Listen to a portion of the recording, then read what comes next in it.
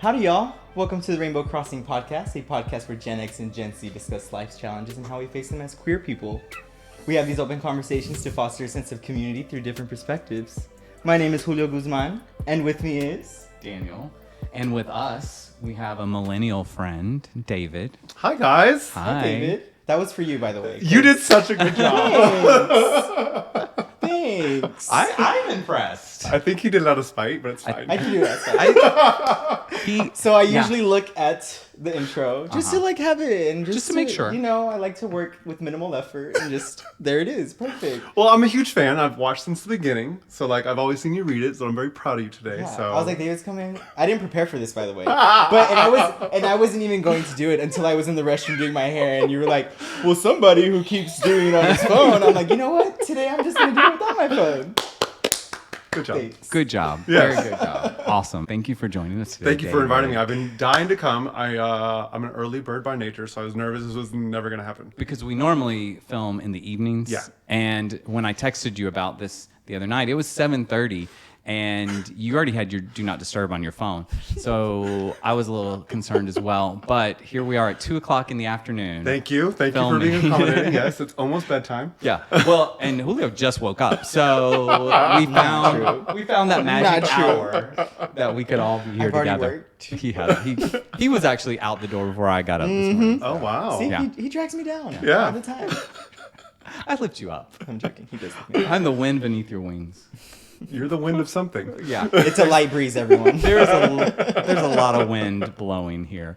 So, David, the three of us have been friends for a while, but I actually have been friends with your husband for like 15 years. Hi, Carlos. Yes. Shout out to Carlos for allowing you out of his sight, because we all know. He's already called once. Yeah. We all know that Carlos should be the decision maker. Oh, yes. In your relationship. 100%. Thankfully. Yes. You are, out of our large friend group here, one of the kindest, most thoughtful people in the group, and also the loudest. Yes. I would That's say. why the mic is a little further away this time. Exactly. Usually with loud people, I'm like, okay, I've had enough. But with you, the limit does not exist. Thank you for that. David is the person, if you're going to be on a stage, you want David in the audience. Oh, yes. Because he is going to get the crowd going. And even if there isn't a crowd, it's going to sound like there's a huge crowd just because you're present. I've been asked a couple of times to be a hype man for people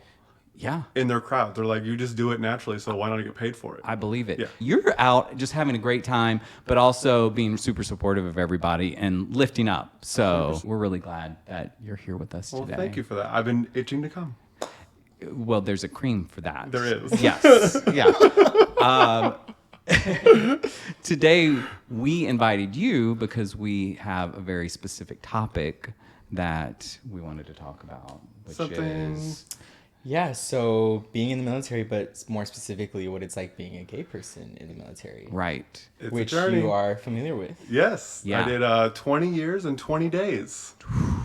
Yes. 2020. 2020. What a horrible year. What a horrible year. Checks out.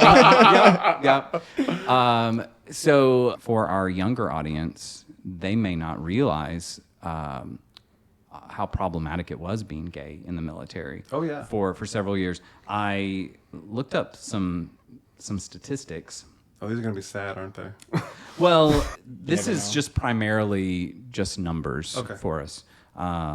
So it wasn't until 1982 that the military enacted a policy that explicitly banned gay men and lesbian women from their ranks. However, same-sex relations were criminalized and cause for discharge prior to that. So even though it wasn't official, it's still, if you were caught in any kind of gay situation, you were still going to get thrown out. There were regulations that told you which sexual positions you could do, and the only authorized sexual position was the missionary position.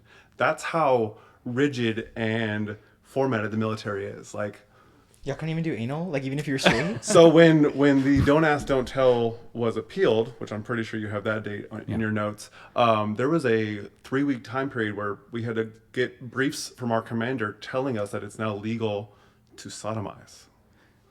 Wow. The more you know? Yeah. It was an interesting time. It was 1993 when Don't Ask, Don't Tell policy went into effect, allowing closeted LGBTQ people to serve in the military. So under this policy, service members would not be asked about their sexual orientation, but would be discharged for disclosing it. So you could serve, but you couldn't serve proudly. They could not ask, and I could not tell. Right. Don't ask, don't tell. And what year did you enlist? 2002. 2002. And we're not talking about like serve. We're talking about like serve. Gotcha. In 2011, Yes. Congress repealed the policy allowing openly gay, lesbian, and bisexual people to serve in the military. It was a great day, I can tell you. I happened to be in Austin on leave. Oh. when Wait, it what day happened. was this? Could you repeat that? 2011. Okay. Yeah, I had already done 3 deployments since then, and under the Don't Ask, Don't Tell. Right. And I was on leave in Austin, and they shut down 4th Street because they thought there was going to be criminal activity that happened because of the Don't Ask, Don't Tell being appealed. It was a very empowering feeling, but also a very scary feeling because prior to that, I would visit OCH, Boy Cellar, Castro's, and if the military police or CID, as they called it, would come into a gay establishment, the staff there, Bobby Cook, shout out, would push me out the back telling me that they're here, get out. Is just crazy. I reversed it. I'd be like, what are you doing here? Excuse me. I was waiting for you to show up. You're under arrest. Yes. Wow. So a couple of more dates here. Another barrier was lifted in 2013 when spousal and family benefits were extended to same-sex married partners in the military. Awesome. After ending temporarily in 2016, what happened in 2016 that changed our country? I wonder why. The ban on transgender individuals was again rescinded in 2021, allowing those who don't identify with their biological gender to enlist and serve in the armed forces. And then, of course, this year, 2024, June, President Joe Biden signed a pardon proclamation that formally affected thousands of military veterans with historical gay sex criminal records. Yeah, I actually cried on that post just because of the amount of people that you don't realize it impacts until you start thinking about what they had to do, what they had to go through, what they had to hide from not just people they're going to war with, but the people that are commanding them that they have to listen to, but in the same breath, you're lying to them. So if you were found out about anything, you would lose rank, lose pay, go to jail. Yeah. All these things just because you want to serve your country. Right. I think no matter what side of the political aisle that you sit on, I think people almost unanimously, whether they respect what our military does or not, I think there is respect for our service members because they give up so much to serve their country. It's an interesting time when when Vietnam happened and soldiers came back. They didn't have the support that we had when we came back from Iraq. I remember flying into Dallas and the entire airport stopped, cleared the way for us. I'm getting chills just thinking about it right now, and clapped as we walked through the airport. And I was like, imagine if those vets would have gotten the same thing that we got. They wouldn't be holding up signs on the corner. So it's very empowering the way we've come from. Where we go, if I get emotional, I'm very sorry. It's okay. That's It's a very interesting time to see where, like, my grandfather, who was in Vietnam, didn't have that support when he came home. And here I am, second generation Army, and the airport just stops. Yeah. They all turn and they start clapping their hands. And, like, here I am, little gay boy, with my little backpack on. I'm like, wow, this is surreal. But in that moment, I also had to think, I'm not being my authentic self here. Right. I'm having to be this pretend person because I couldn't be gay in the military. Yeah. Along those lines, I want to talk about the numbers of gay people who do serve in the military. Shockingly. Because it's easy to assume it's probably no one at all, but it really isn't.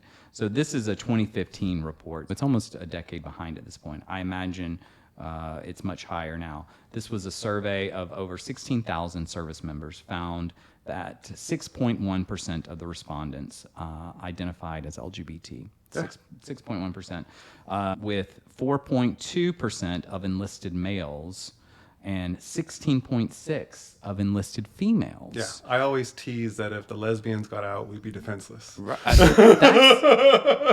the number of gay men, 4%. That lines up about with the norm of our population, but 16.6% of females, enlisted females, are identified as lesbian. That's a huge number. So let's be honest, they get stuff done. Oh yeah, they do. They get stuff done. Let's be honest. Let's be honest. Yes. So when sexual orientation and gender identity are separated, that number, 5.8% were lesbian, gay, or bisexual, and 0.6 were transgender. That's amazing. Yeah. When I first enlisted, I was out and proud in my hometown of Lodi, California. Shout out to Lodi. I was very honest with my recruiter. I was 13, out and proud. 13, out and proud. My mom was a typical fag hag, hippie doing, lovely woman who was very supportive. She asked me when I was 11. She asked me when I was 12. She caught me with a guy at 13. So surprise. And so I went back in the closet for the Army. Wow. But I was honest to my recruiter. I was like, what's my odds of like being okay joining the military as a gay man? And he told me, he's like, once you get past basic training, you'd be shocked how many of you there are. And he's absolutely right. As soon as I got there was a major that hit me up on MySpace, showing my age here. And, I get it. Top 5. Hello. And there was a whole social network dedicated to gay military recently joining. He would have the people over for dinner and just say, hey, this is a safe space. Yeah. So what made you want to get into the military is my big question. Because you're like, I'm going to the military, and who does that? So I talked about the fun-loving, hippie-loving mother. She had a bit of a drug problem. We didn't come up with the best of life. And the military offers stability. I would not be the man I am today if not for that one decision. Because honestly, I could have easily been some methed-out demon twink dancing in San Francisco. And I noticed that's a lot of people's reasons why they join the military is for support and that stuff. But it's kind of sad that you have to give away your life and go fight in a war just to live a life. Well, and I honestly thought I was only going to do 4 years. 4 years, get my college paid for, and done. But then I deployed for the first time. And so I was a combat medic for those 20 years. And that first deployment, that first patient I had, of the agonal breath that they took, and they're alive, was a very empowering feeling. And because I was there, that person was able to survive. So I couldn't give that up. If I could save one life, that means I can save another. Wow. Yeah. Wow. That's amazing. So combat medic, that doesn't mean you're a doctor. I don't have to start calling you doctor, no, David. No, absolutely not. Please don't. Okay. On the civilian side, it translates to an EMTB, EMT basic. As you progress through the ranks, you go through more schooling.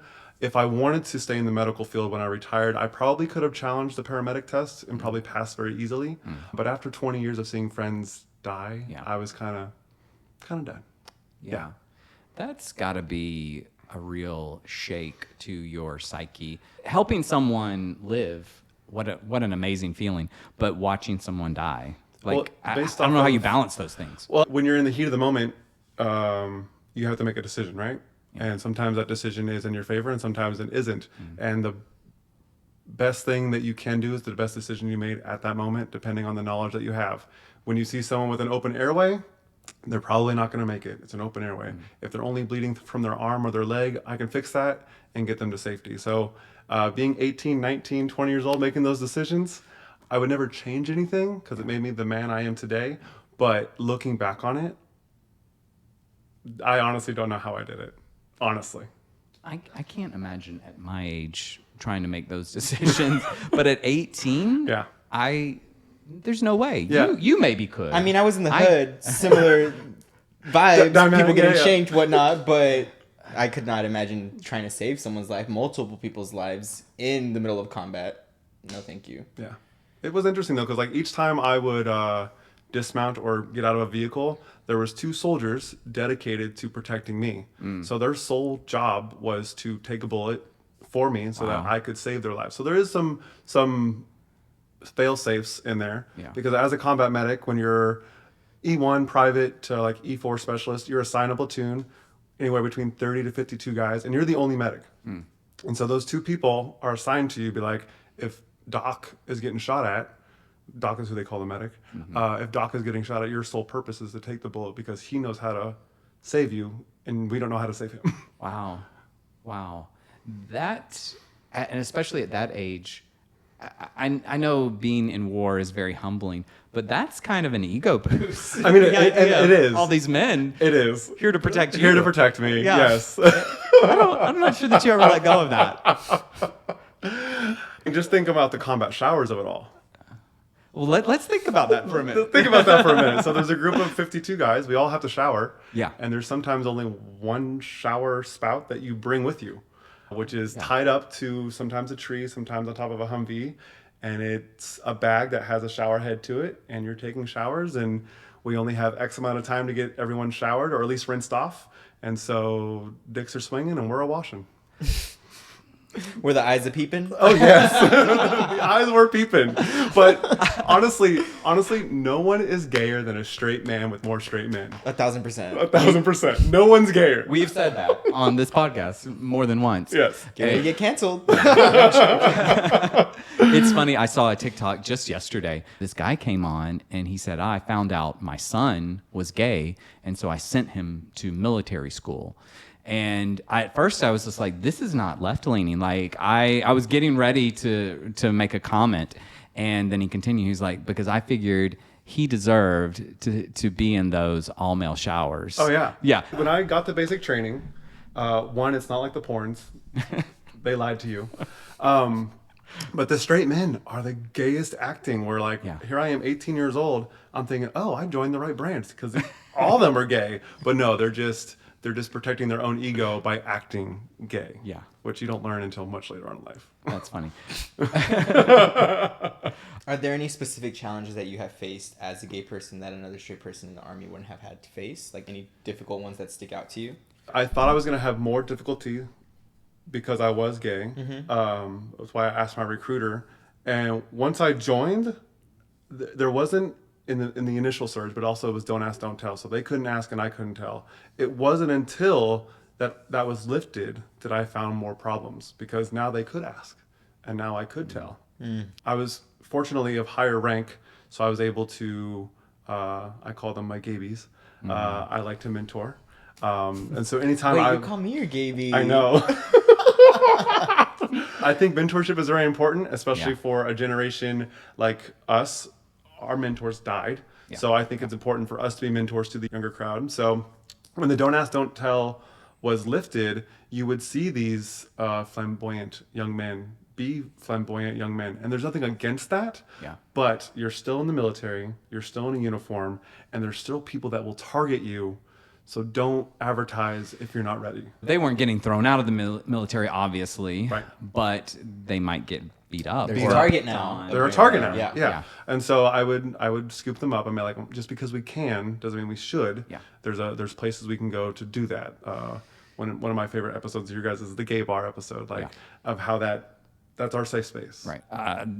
That reminded me earlier of the early iterations of the gay bar where it was very hidden and secretive, and at any moment a cop could come through. And you were talking about your experiences with that. How did you all connect before you were allowed to be out and about? Because it seems like it was operating under those 1950s type of criteria. But as you said, you found each other. Yeah. So there's a story I like to tell. Once I was done with basic training, you then go to your advanced individual training, which is called AIT. For me, it was to become a medic. I was at Fort Sam Houston, and I really thought there was going to be more gay people in the medical field, but there wasn't. But my bunkmate happened to be gay, and how we found out was our CD cases. So back in the day, we had CD cases, and just had like a Britney sticker on it. Oh wait, for real? For real, like not like not on the cover, but I was going through my CDs, and like I said, I've never hid anything. I don't know how to hide anything. I'm trying to whisper to not break this mic, but it's fine. I'm flipping through my CDs, and he's like, "Oh, go through my CDs." And as I'm flipping through his, Cher, Brittany, Christina, I was like, "Hey sis, how you doing?"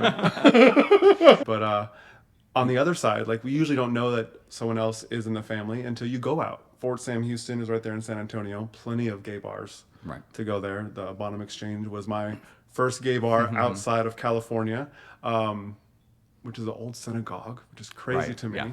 I had a great time there, but as you start looking around the room, you see the shaved heads, you see the guys that are marching or walking in time as if they're marching, and you're like, oh, hey sis. I would be so nervous. Oh yeah.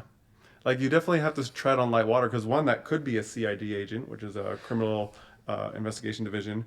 It could be their job to go and get you, if you would. I was going to say, is it like an undercover situation where they could be trying to bait you? They could be, because it's totally legal in the military to bait someone, just like double jeopardy. Like if I were to get like a speeding ticket on the civilian side, I would turn around and also get in trouble on the Army side. So it's a double-edged sword. Were there ever any situations where gay people would have to like come together to be more low-key in a way? Yeah, like house parties, like that major that hit me up on MySpace. He knew that I was underage at the time, so I couldn't go to the gay bars. And so he would invite maybe he was a predator, I don't know, but I felt safe when I went there. He knew that it was a safe space for the young people to come and be gay, just have a good time. There was situations where I had to escort another gay soldier out of the military. Oh, wow. And I could not tell him that I was gay. Wait, escort him because he got caught being gay? He got caught being gay, and I was an NCO at that point. And whenever you're under legal review or anything, you are assigned another NCO that takes you everywhere, like to your hospital appointments, to your room. Like you are escorted wherever you go until you are chaptered out of the military. Then they take you to the front gate, they take your military ID, and you are let go. And it was a very weird situation. I was like 24 at the time, and he came out as gay, and I was assigned as his guard. And here I am, gay myself. I couldn't say anything to him. It was a very weird interaction because I wanted to mentor him, but I couldn't without getting myself in trouble and relieved from the military. Wow. Yeah. I'm sure it felt a little bit like a betrayal. Oh, 100%. Like I just remember thinking, like, if I would have got to him sooner, maybe I could have mentored him and be like, hey, just because it's hard now, it's not going to be hard forever. Right. So he came out of his own volition. His own volition. Wow. And a lot of people did that when we started deploying more. And so commanders would have to ask for proof. And so they would bring in their boyfriends and kiss them in front of the commander to show proof that they were actually gay. So some people were lying about Some people were lying just to get out of the military, to prevent from being deployed, which war is a scary thing. And when you're for sure. When you're 18, 19 years old and you're told, hey, you're going to go to war. Yeah. I'm running away. You ain't gonna catch me. Well, they will always catch you, unfortunately. Well, you just got to kiss. Well, in the past, all you had to do was kiss a man. Yeah. And then you get chaptered.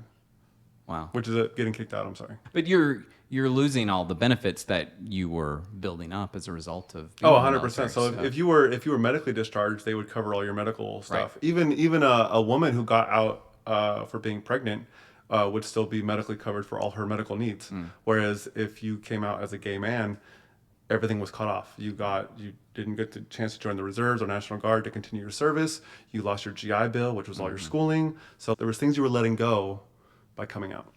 Have you ever witnessed anyone being treated differently for being gay? 100%. Yeah? Yeah. Like either segregate them with the females, be like, no, you're over there. You can't do what we do. Or sometimes the opposite.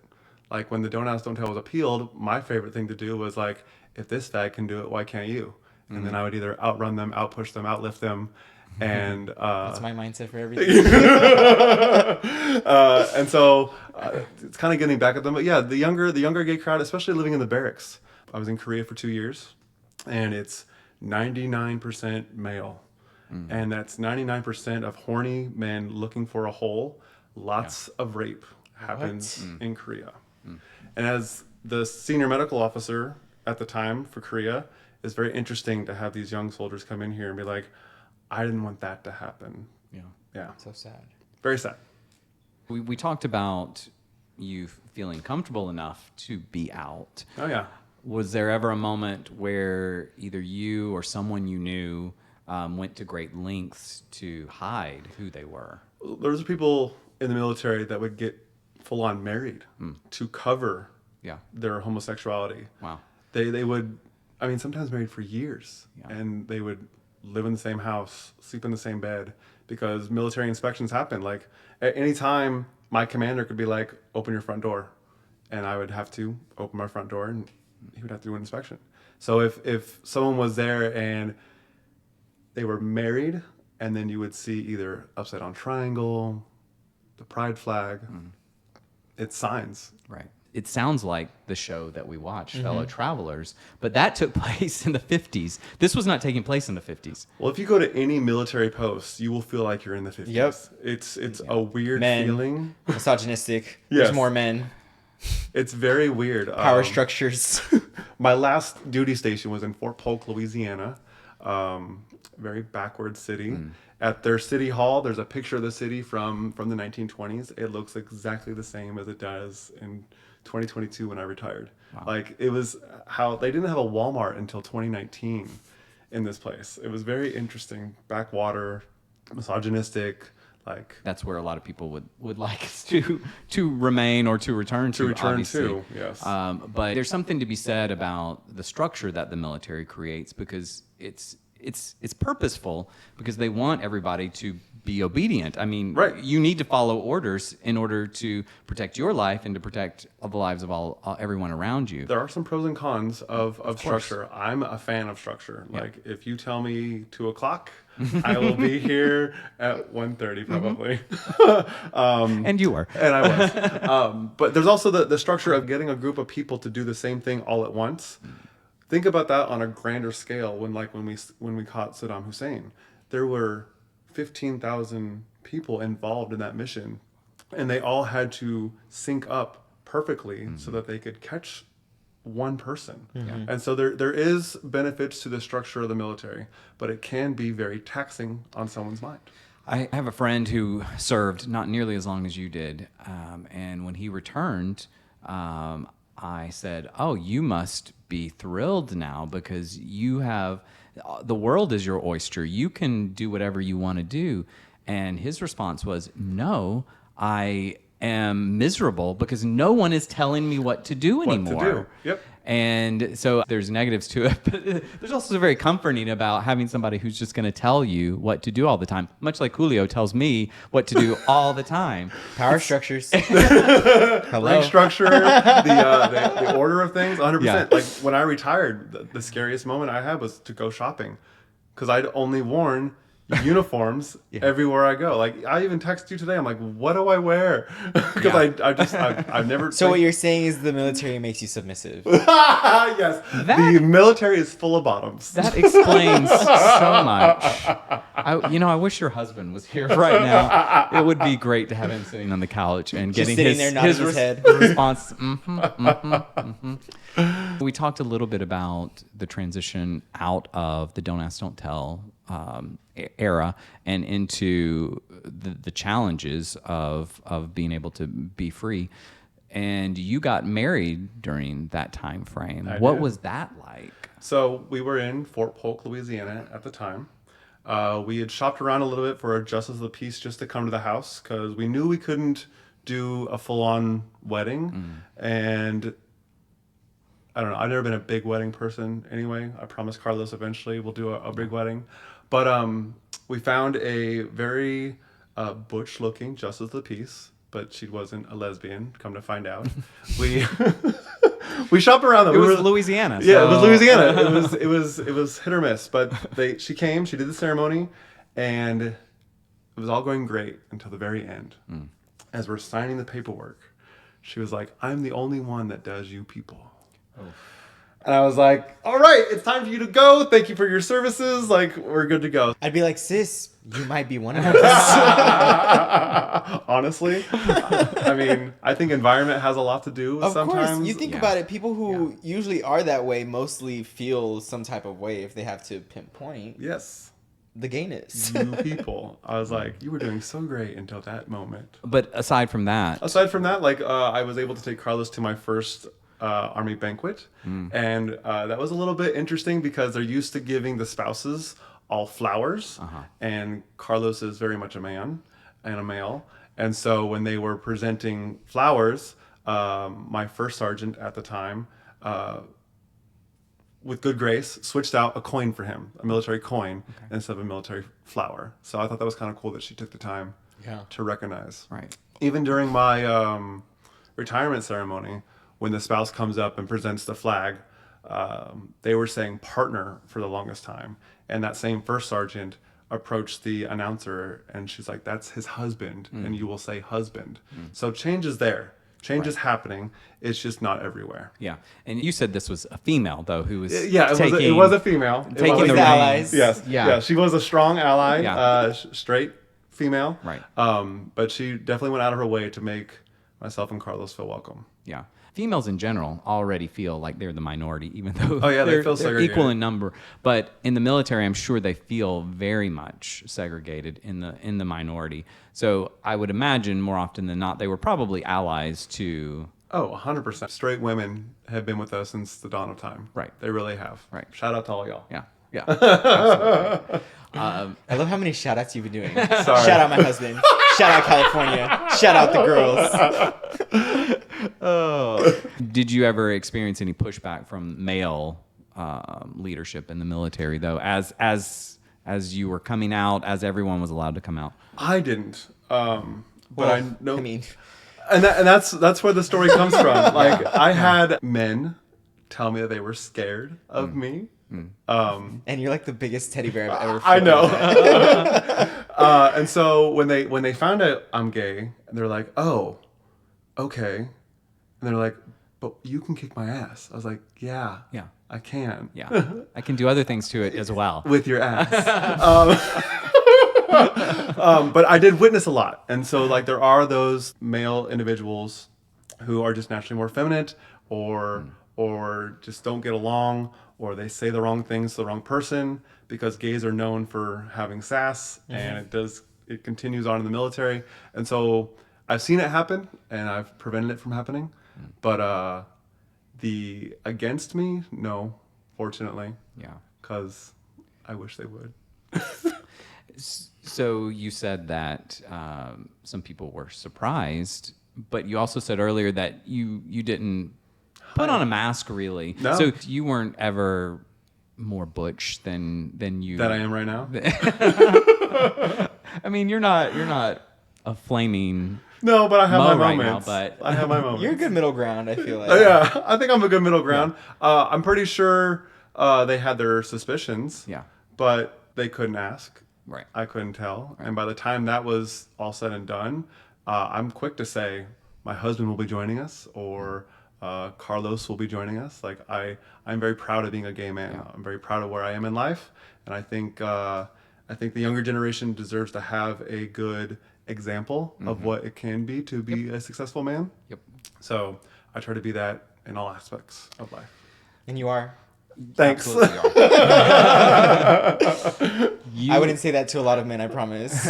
I love you for that. Thank you, Julio. You and Carlos met when? What year? 2017. He might say 18, but maybe it's 17. We met here in Austin. Right. Yeah. Right. Through a mutual friend. I know you took him away from us for a few years. I did.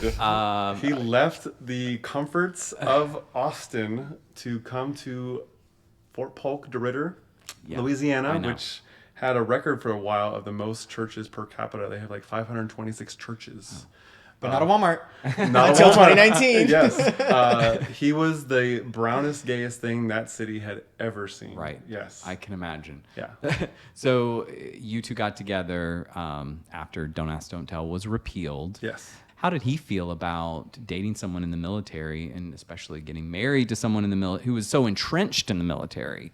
He is a military brat. I don't know if you know that. I'm not sure that I did. Yeah, so his dad did 20 years also. Okay. And their relationship was okay, but it wasn't until Carlos and I got together that their relationship got better, because he was able to have conversations. And I was like, hey, Dad, I'm going to my first Army ball. Hey, Dad, they're closing the roads down for physical training. I now understand what you did now that I'm married to it. So it was interesting. I always tell him that he married his father, and he hates when I say that. Daddy issues. But no, he was probably the best person for me, and is still the best person for me, because he got what it was to be in the military. Yeah. Our first year together, I was stationed an hour and a half to 2 hours away. So there were sometimes weeks that I wouldn't come home because driving that back and forth just didn't make sense if I had to be up at 3 a.m. Right. No. So there was very understanding man. I love you, Carlos. Did you or Carlos ever feel like y'all were in the closet again? I'm sure Carlos might have, just because of how open and exuberant Austin is with the gay community. I'm sure there was times even when we were at our local gym, we would go to the gym first before I went to work, and we would give each other a kiss goodbye. And the gym manager would get emails telling them to kick us out. We don't belong there. But no, we never went in the closet. And I would say we probably changed some minds of people in that town. Just because when you're in a small town like that, you only see what the entertainment realm shows you what a gay relationship is. Sex, drugs, AIDS, death. Yeah. Them seeing a healthy gay relationship, I mean, they've even told us, like, we see that this can be a normal life. I hate they call it a normal life, but the fact that we could change their mind in the 6 years that we were there. Right. You and I were talking before this. We all live in our own little bubble. Oh, yeah. And they lived in their bubble. I mean, my parents live in their small town bubble and aren't exposed to real gay people on any level that they know of. Right. And so once you are, I often find, as long as somebody has a relatively open mind, that you can open their world, because it's not just gays. There's a whole other world out there for people to explore, and all of it is quote unquote normal. Normal. People are just people. People are just people. It was very interesting because, like, this was a heavily Mormon area. They would write the cycle of life on the park, and they would come up and ask us questions. This was after about 2-3 years of us living there. And they would ask us questions, and we would give them honest answers. We would make connections with these people playing the lovely game called Pokemon Go. And, like, the whole community came together during that, and we were a part of that community. And so when they saw us playing the same game they were playing on their mobile phone, they were like, oh, this is normal. They're just as boring as the rest of us. They do the same thing. You know, they go to work, they have arguments, they make dinner. Yes. They make up, and then they go to bed and do it all again the next day. We just have better fashion. Yes. Not me. He's helped you over the years. He has helped me. Like, if it wasn't for him, I would not have half the clothes I have in my closet. You'd still be an army print. I probably would. Camo shorts. Imagine. Is there anything that you would do differently in retrospect, in whatever era of the military that you were in? I would probably mentor sooner. Probably reached out more during the don't ask, don't tell. Like, even low key? Even low key. But then again, I might have been kicked out then and then not been able to mentor at all. So I think I did okay with the mentorship, but I think it's such an important aspect of a older gay man to do with the younger community, especially in the military, where they're surrounded by that male stuff. They need someone to be able to talk to. And what's really strange is, like, when you're in that structured atmosphere, there were times where, like, I shouldn't have even talked to them because of their rank versus my rank. And so that throws the whole thing in a mix. Like, that major that sent me a MySpace request, he could have gotten kicked out, not for the male thing, just for the major to private thing. He could have been maybe not kicked out, but gotten in trouble for talking to someone of a lower enlistment. So there's so many rules other than being gay that you can break and still get in trouble. So if you were able to change something that is happening in the military right now, or that you know that is happening, or something that you just seen that this could have been different and would have been way better, what would it be? Just more transgender rights and transgender knowledge. Because I feel like even in the gay community, we're not abreast of all the knowledge. Like, it was very confusing for a lot of people coming up in the gay world, just being gay. Now throw in the whole trans thing, and it's a whole nother mix. So I think education, would be the number one thing I would change, because we're quick to change the policy without providing the education of why or how we changed it. So that would be the one thing I would change. Yeah, like you said, we're all just people. We all want the same things. And when you boil it down to that, it gets really simple. But super simple. You need the education to back that up. Truly, especially when it comes to the transgenders in the military. If you look at just from the health side of it, like the health of being a man, the health of being a woman, I understand what they're saying of why they want it segregated. But if you think about the actual person themselves, and for them to succeed in their life and to succeed in the military that you want them in, they need to be supported 100%. I can remember as a kid. Back in my day. Yeah. Yeah. Long before you weren't too far behind. I know. But I remember just women being in the military was a big debate. Yeah. And so I can only imagine what gay and then trans being in the military, and ultimately at the end of the day, as we said earlier, like people are sacrificing their lives to serve their country. You're giving everything up, and we want to be particular about who's volunteering, right? When only a certain percentage of the population can even qualify to join the military because of either asthma, or if you got a cleft foot or pigeon-toed, or what's the other one? Scoliosis. Yeah. Like that automatically disqualifies you. Yeah. And now you want to kick people out just because of their gender? Right. Yeah. Basic human rights, y'all. Yeah. Basic human rights. So, see, Julio, you can't get drafted because you have asthma. Yeah, severe asthma. That nothing can affect me. No, I've dealt with my asthma just fine. I'm pretty athletic for my asthma. You are. Very. Like, it's never really stopped me. You heard that, recruiters? But it would stop me in the near future if that were to happen.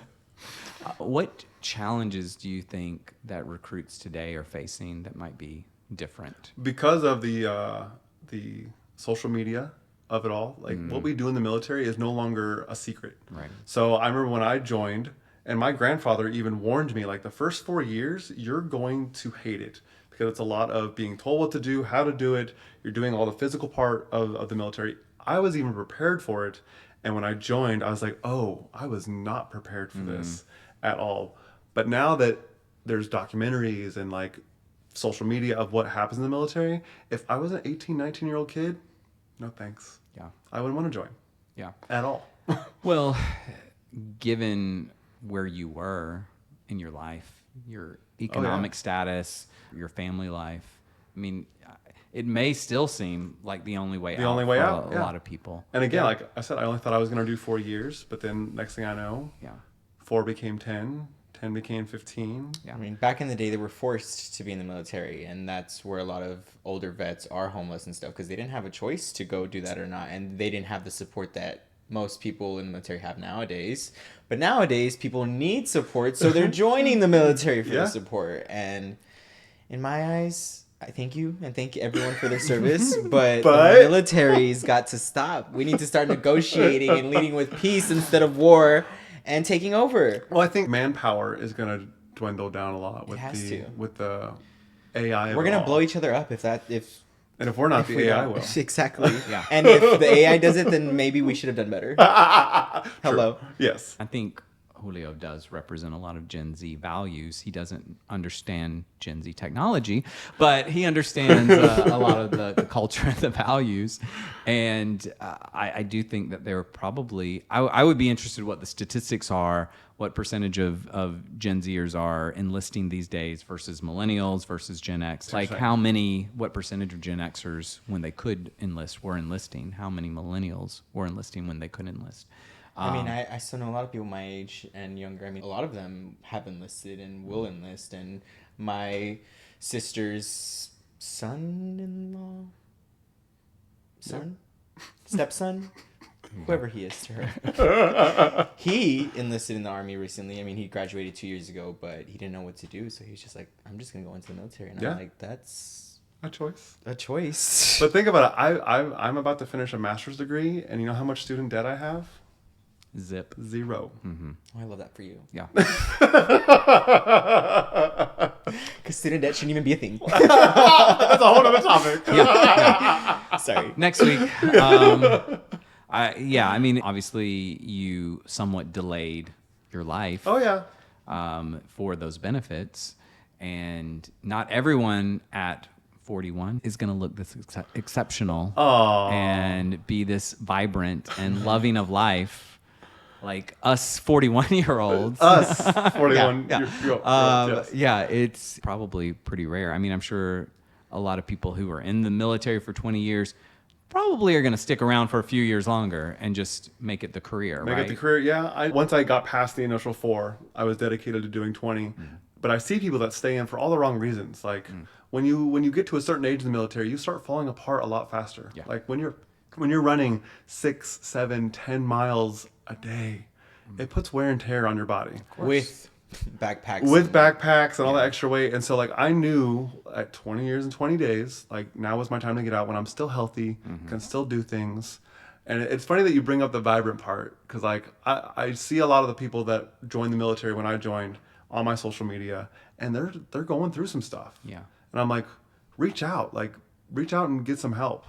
Because the way I always look at it is like, because I saw all that darkness as a young age, makes this part of my life that much better. Yeah. Yeah, which is a great attitude to have, and you're an optimistic person, and that's the way to live. I mean, life.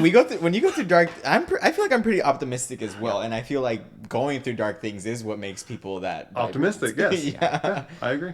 So as we're wrapping up here, what do you know of any resources for any LGBT youth that are going into the military or are in the military now, where they might, even though it is an open policy these days, they still might need some support? Yep, Military OneSource. Okay. OneSource.com. MilitaryOneSource.com will lead you down the rabbit hole you need for all the information that you could ask. What's great is it's got like that whole old like Ask Jeeves part of it. I'm showing my age again. No idea what that is. I know what you mean. Yes. Is that where you like type something and you like text back? Text back, yeah. It's kind of like the original AI. Okay, cool. Yeah, the original AI, where you can type in the question and it'll give you all the military regulations that you need to brush up on before you join the military. Yeah. So shout out to Military OneSource. That's awesome. Any final thoughts on being gay in the military? Not necessarily gay in the military, but I would say that if you are looking for a structure way of life and you are ready for the challenges that every occupation can give you, military is definitely a route. It's giving me the life that I have right now.